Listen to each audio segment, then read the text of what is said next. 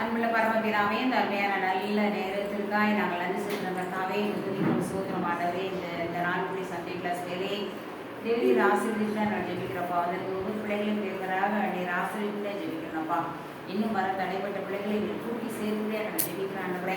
இந்த பிள்ளைகளுடைய பெற்றோர்கள் கைது செய்வதான வேலையை தொழிலை நீர் அமிர்தமாக நீர் ஆசீர்வதித்து ஜெபிக்கிறேன்ப்பா. இந்த கிராமத்திலுடைய எல்லா மக்களையும் நீர் முன்பக்கமாக குறிப்புகளும் நான் ஜெபிக்கிறேன் ஆண்டவரே. இந்த கிராமத்திலே ஒரு இடம் கிடைக்கப்பட்டு ஒரு நல்ல ஒரு ஆலயம் கட்டக்கூடிய பாக்கியத்தை கூட நீ கொடுத்து நான் ஜெபிக்கிறப்பா. இந்த கிராமவாசிகளுக்காக வருகிறோம் பெற்று அறிகிற அறிவிலும் அன்பிலும் பக்தியிலும் ஆண்டவரே இவர் ஒவ்வொரு நாள் வளர்ச்சியை கொடுத்து நாங்கள் ஜெபிக்கிறோம். நீதியான வேலை மட்டும் நீர் பொறுப்பட்டுக் கொள்கிறாங்க. இயேசு கிறிஸ்துவின் நாமத்தில் வேண்டிக் கொள்கிறோம் நல்ல பிதாவே. சந்தோஷமா இருக்கீங்களா? Are you ready?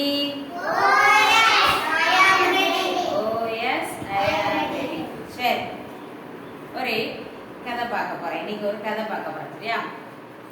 மேலை நாட்டுல ஒரு நடிகன் இருந்தான். நடிகன் மேலை நாட்டுல என்ன நாடு? வெளிநாடு. என்ன நாடு? வெளிநாடு. தொலைக்காட்சியில நடிக்கக்கூடிய ஒரு நடிகன். சரியா? இப்பவும் தமிழ்நாட்டுல நிறைய நடிகர் இருக்காங்க. தெரியுங்களா உங்களுக்கு? நடிகர்லாம் யார் யார் தெரியும் இல்லையா? அந்த ஒரு நடிகர் என்ன செஞ்சாரா, ஒவ்வொரு நாளும் தன்னுடைய டியூட்டிக்கு கிளம்பி அதிகாலையில் கிளம்பி போவாராம். ஒரு நாள் தன்னுடைய டியூட்டிக்கு அதிகாலை கிளம்பி போகிறதுக்கு முன்னால நல்லா கிளம்பி ரெடி ஆயிட்டார். ஆன உடனே திடீர்னு அவருக்கு ஒரு தரிசனம். திடீர்னு அவருக்கு ஒரு என்னது, ஒரு தரிசனம், ஒரு காட்சி வந்தது. உடனே அவர் என்ன செஞ்சாரு, அந்த அந்த தரிசனத்தில் அப்படி எங்க கொண்டு போகப்படுறாருன்னா அப்படியே மேல பரலோகத்துக்கு அவர் கொண்டு போகப்படுறாரு. இது உண்மையிலே நடந்தது. பரலோகத்துக்கு என்ன செஞ்சாரா? பரலோகம்னா என்னது? மல்லிகா, ஜாஸ்மின். பரலோகம்னா என்னது? மோட்சம். பரலோகம்னா என்னது? அங்கே அவர் போய் நிறுத்தப்படுறாரு. அப்ப நிறுத்தின உடனே ஒரு பக்கத்துல வந்து ஏசப்பா சிங்காசனத்துல உட்கார்ந்துருக்காங்க. ஏசப்பா என்ன செஞ்சிருக்காங்க? சிங்காசனத்துல உட்கார்ந்துருக்காங்க. இன்னொரு பக்கம் சாத்தான் நிற்கிறான். அப்போ இந்த சாத்தான் சொன்னா ஏசப்பா பார்த்து, ஏசப்பா இவன் சரியான நடிகர், நல்ல ஒரு ஆக்டர், நல்லா நடிப்பான், நடிச்சு நிறைய ஆட்களை என் பக்கம் கொண்டு வந்துருவான், என் பக்கம் என்ன செஞ்சிருவாங்க கொண்டு வந்துருவான், ஜனங்களை தவறான பாதையில நடத்தி நீ என் பக்கம் கொண்டு வந்துருவான். அதனால இவரை விட்டுரும், இவனை நீ என்ன செஞ்சிரும்? விட்டுரும், என் பாதையில விட்டுரும், எனக்கு வரட்டும் அப்படின்னு ஏசப்பட்ட போறானா அந்த சாத்தான். கடை ஏசப்பா சொன்னாங்க, இல்லை, இவன் என்னுடையவன், இவன் என்னுடையவன், இவனுக்காகத்தான் நான் சிலுவையில ரத்தத்தை சிந்தி மரித்தேன்.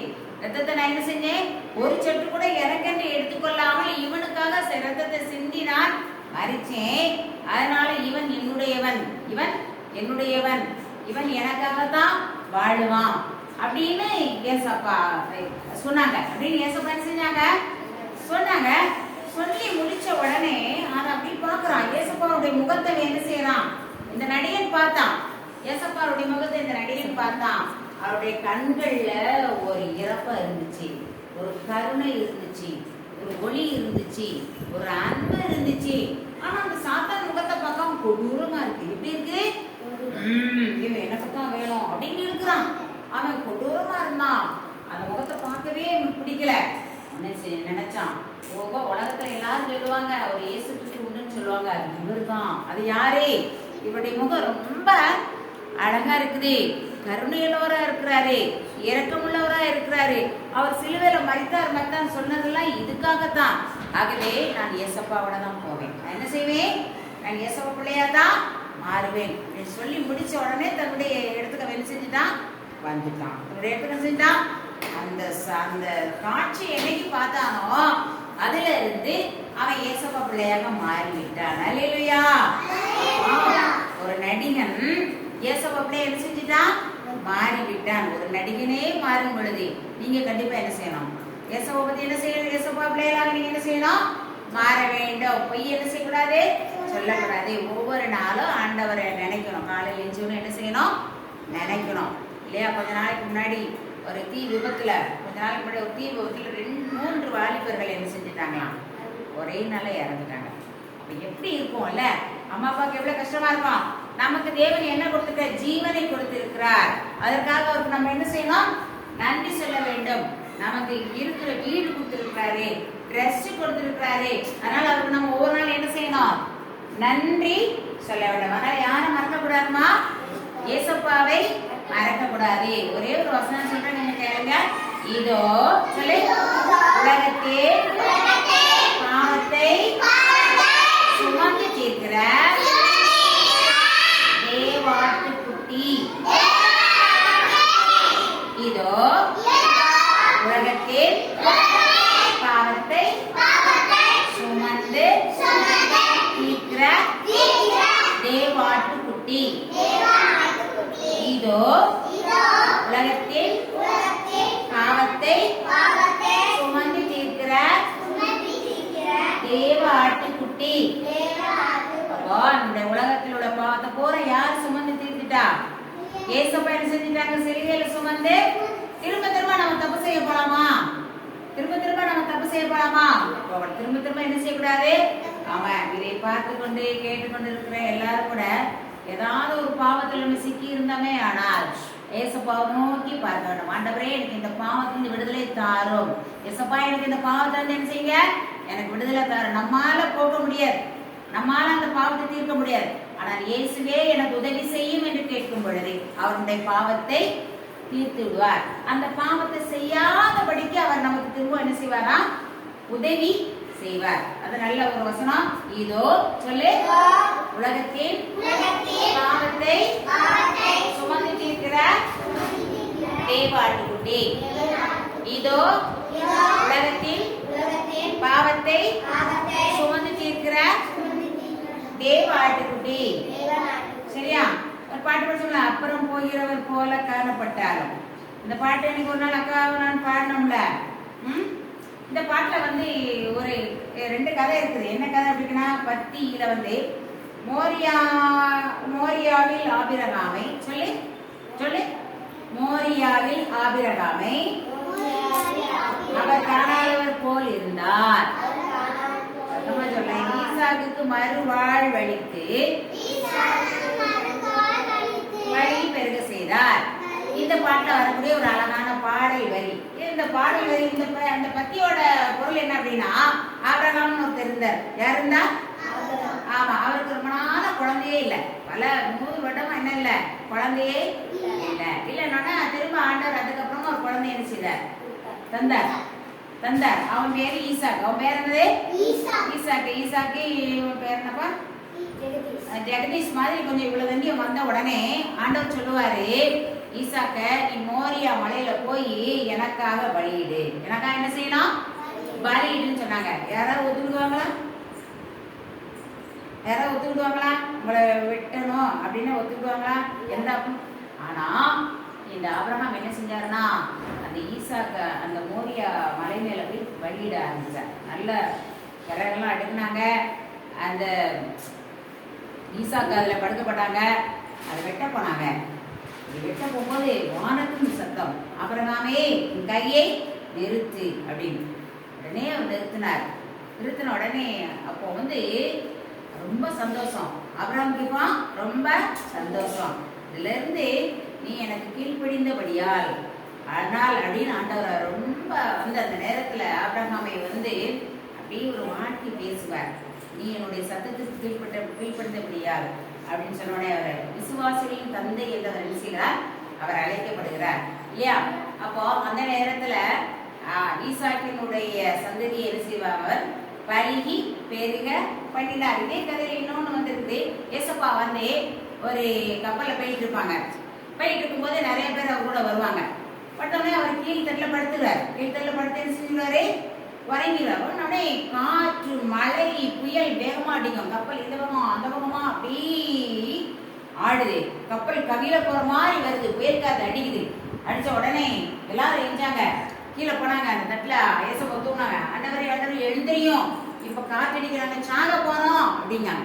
உடனே ஏசப்பா வந்து அந்த கப்பல்ல ஒரு முனையில நின்று, காற்றே இறையாதே அமைதலாயிரு. என்ன சொன்னாங்க? காற்றே இறையாதே அமைதலாயிருந்தாங்க. உடனே அந்த காற்று அப்படியே அமர்ந்துருச்சு. அப்படியே என்ன செஞ்சிருச்சு? இயற்கையும் தேவனுக்கு கீழ்ப்படியும். இயற்கையும் தேவனுக்கு என்ன செய்யும்? கீழ்ப்படியும். அப்படியே அந்த காற்று அமர்ந்தது. அவங்க அக்கறைக்கு சென்றார்கள். அதை விளக்கக்கூடிய ஒரு பாடல் வரிதான் இது. என்ன அப்படின்னா, அப்புறம் போகிறவர் போல காணப்பட்டாலும் இயேசு, அப்புறம் போகிறவர் போல் காணப்பட்டாலும் இயேசு உன் மீது நோக்கமாயுள்ளார்.